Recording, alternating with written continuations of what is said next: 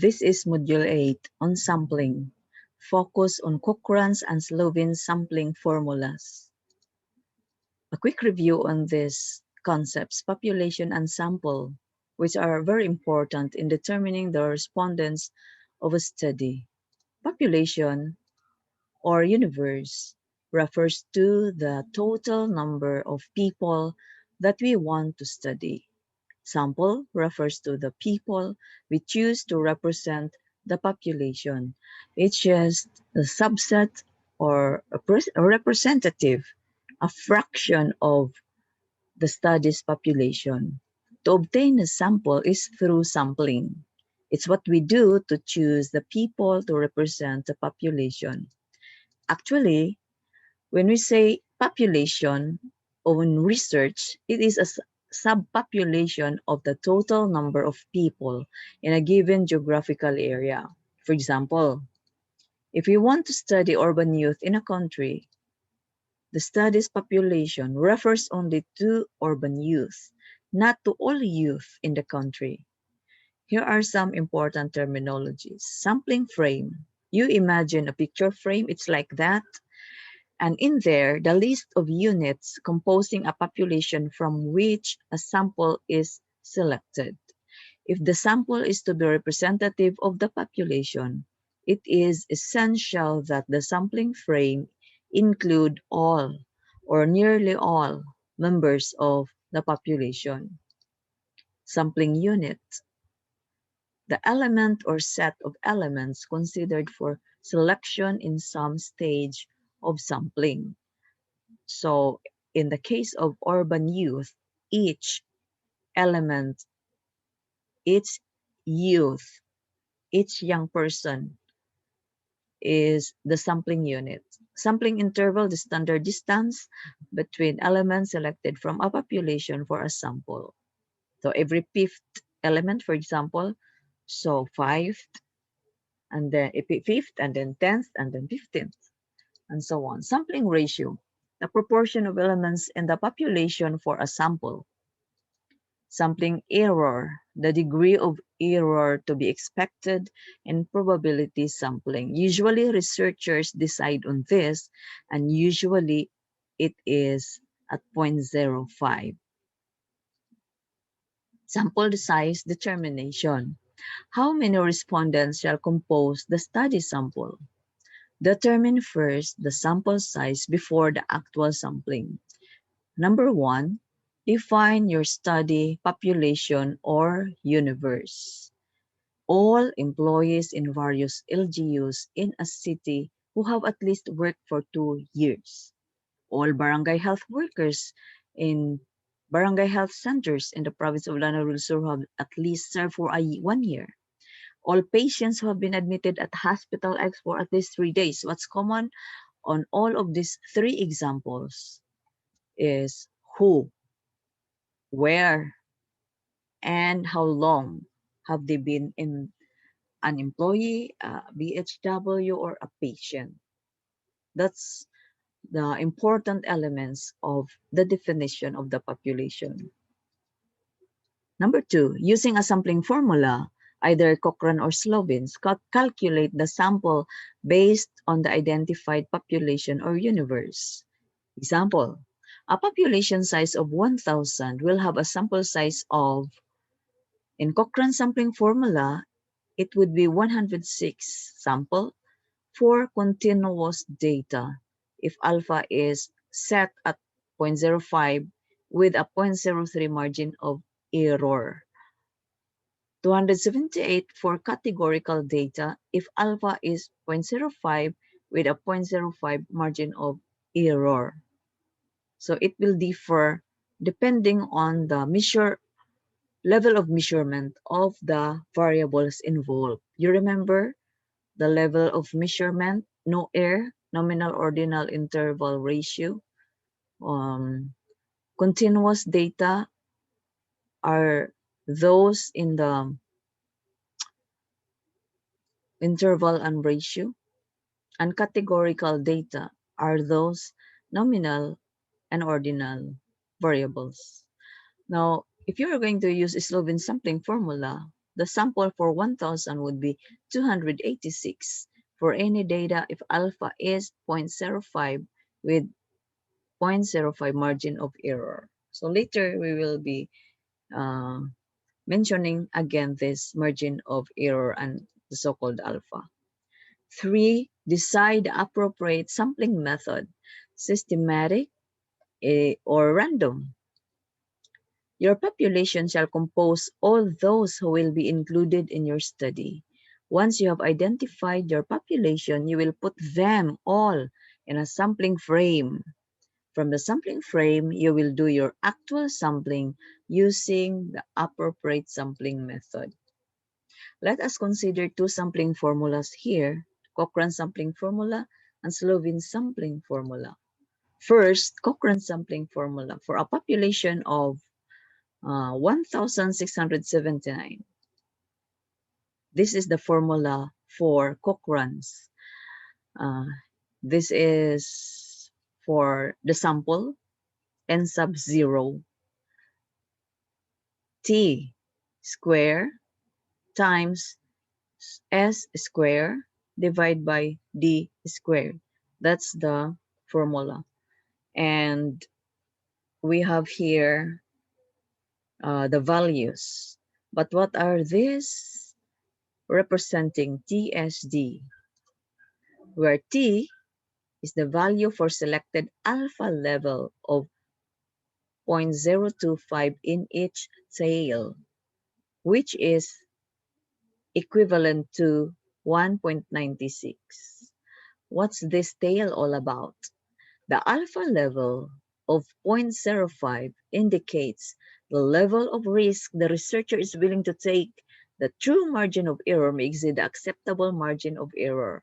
Okay, so here in statistics, we are really going to have to entertain the possibility of commission of error. It's not 100%, but we allow 0.05% margin of error. It means that we have 0.95 or 95% confidence, okay?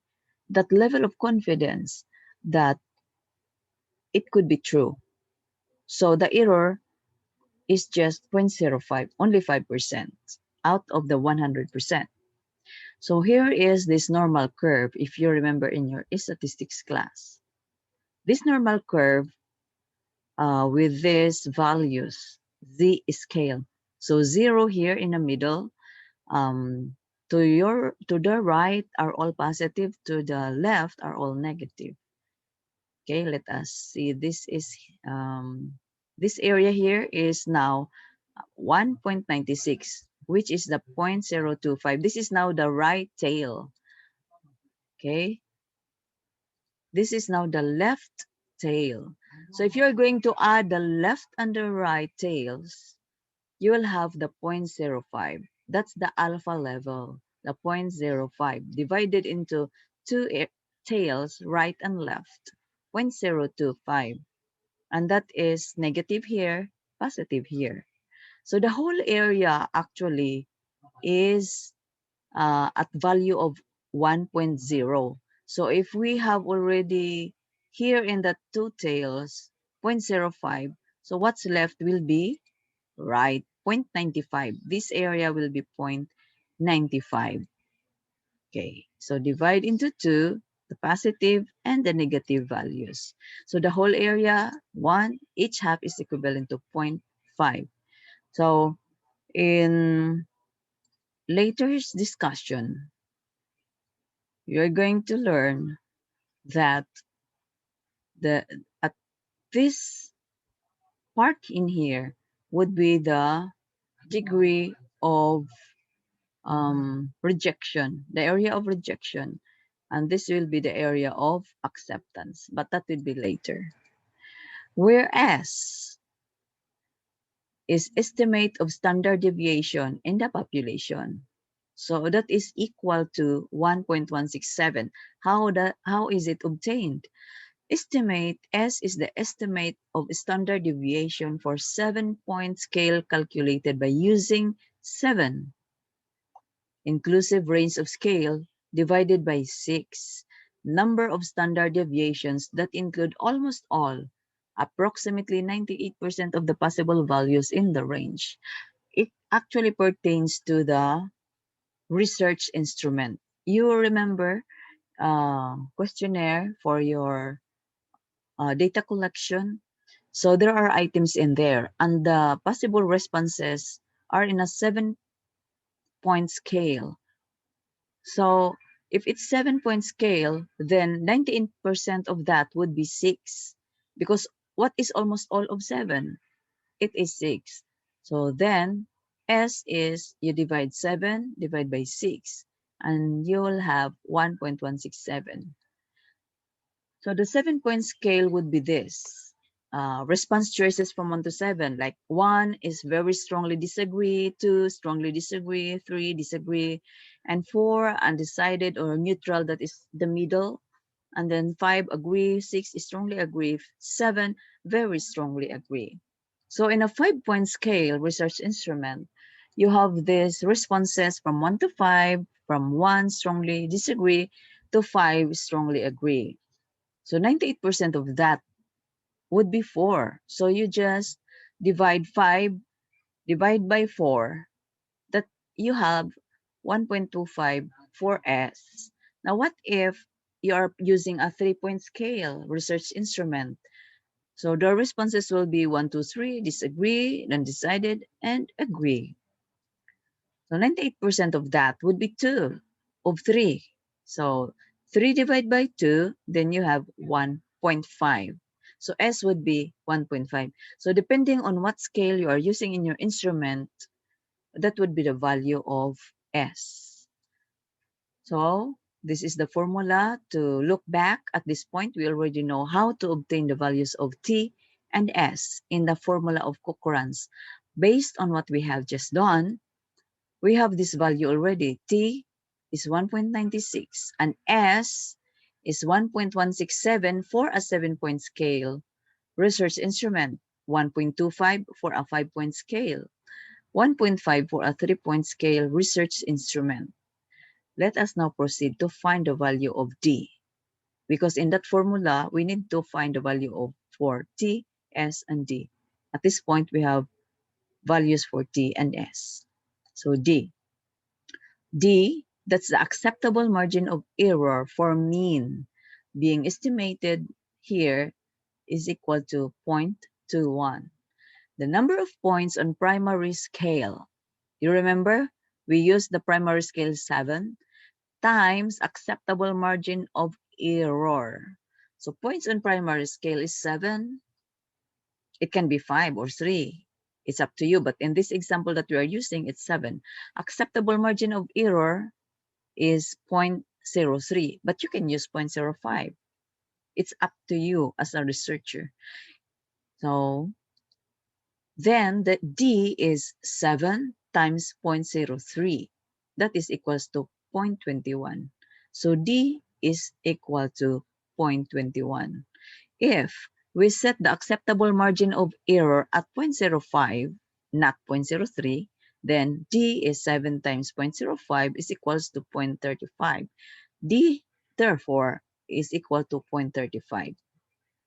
Okay, so we are now, okay. So D, here, it can be 0.21 or it can be 0.35. But in our example, we're going to use the 0.21 because we use the 0.03. Based on the foregoing, the Cochrans sampling formula is mainly dependent on the research instrument scale and on the researcher's decision for an acceptable margin of error. Going back to the formula and the solution, Cochran sampling formula is for the population 1679. So here is the formula. You need to establish the given values for the following so that you can proceed. Alpha level is equal to 0.05. Establish that. This is usually what is used by researchers. The research instrument scale is 7 point. but you can have 5 or 3, okay? The margin of error here in this example is 0.03, but you can have 0.05. So this will give us a T of 1.96, and this will give us an S of 1.167, and this will give us a D. This is D, okay? Sorry, of 0.21. This is D. Okay, the formula here, and let's now plot the values for T, S, and D. Okay, so the square, you square this, and this is the result, and you square this, this is the result. You multiply this is the result. Then continue, multiply the two, this is the result. And you are going to square that, and this is the result. And finally, you divide the two, you have 118 point of this, or simply 118 people to compose the sample. So you settle for the whole number because this number pertains to people. You cannot have something of a point. Now, the Cochrans Correction Formula. Important consideration, if sample size exceeds 5% of the population, so 1,679 times 0.05, that's 5%, is 84. Okay? Now, the Cochrans correction formula should be used to calculate the final sample size. These calculations are as follows. N sub 1 is equals to N sub 0, that's the Cochran's sample previously that you obtained through calculation, over, or you divide it, 1 plus N sub 0 divided by the population.